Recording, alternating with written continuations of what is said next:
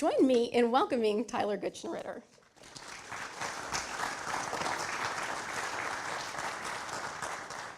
Can everyone hear me all right? Good? All right, so if we can get my slide. All right, so throughout my internship, I was surrounded by newspaper and magazine articles that look just like the ones you see up here. Articles with which I'm sure many of you have also read. And these articles all set out to answer the same questions. What are we facing? In essence, what is cancer? Cancer is a word which encompasses over 100 distinctly different diseases, one which evokes a level of fear and anxiety surpassed by few other words in our language.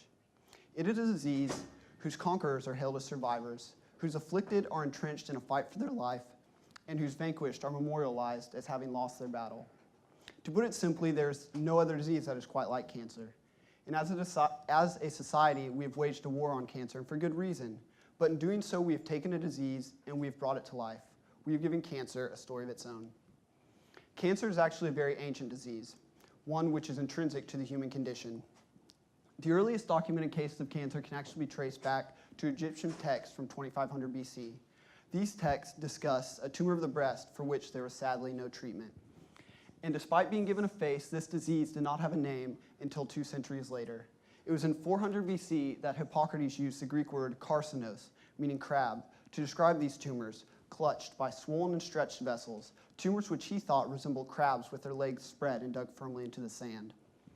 And while this disease continued to plague our society for the centuries following its christening, it wasn't until, the word cancer was not spoken above a whisper until the signing of the National Cancer Act by President Nixon in 1971.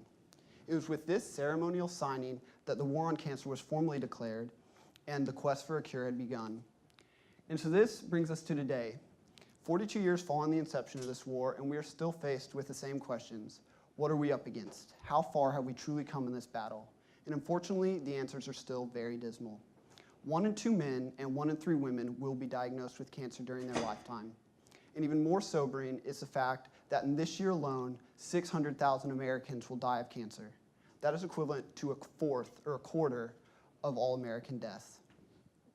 And while cancer currently stands as the second leading cause of death in America, it is on pace to surpass heart disease as a leading cause of death within this decade.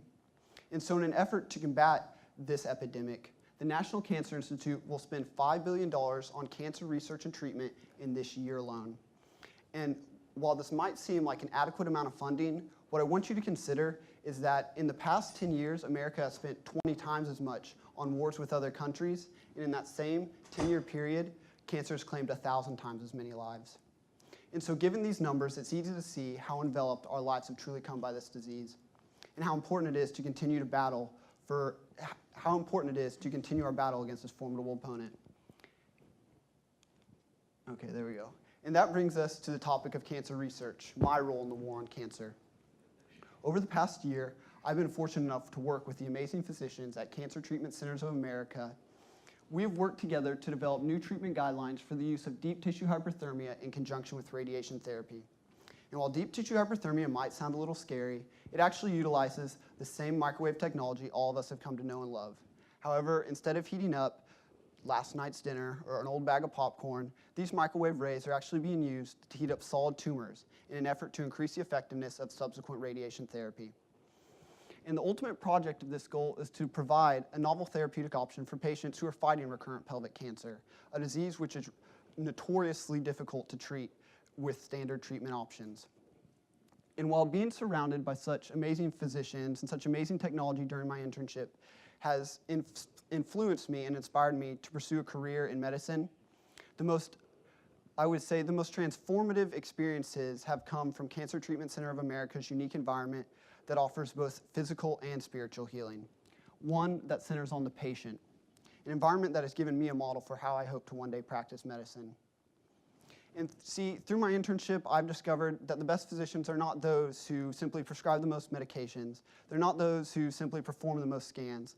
They're the physicians who develop sincere relationships with their patients. They're the physicians that deliver compassionate and comprehensive care. And it is this relationship that is between the physician and the patient that I believe is at the heart of medicine. It is a bond that has existed long before our era of technology. It is one that dates back to a time when a physician's hands were the primary diagnostic tools. It is a bond that centers on the intimate ritual involving the disrobing, the examining of the patient, the divulging of secrets that most patients probably wouldn't even feel comfortable telling their closest family members. And through my internship, I've had the experience of witnessing this powerful ritual. And I've come to understand why it still remains so vital to the practice of medicine today. And that is because it signals a transformation.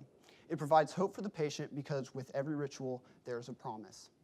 Take, for example, the rituals of marriage. Accompanied by a sacred vow, it signals a transformation from a life of solitude to one of companionship and bliss.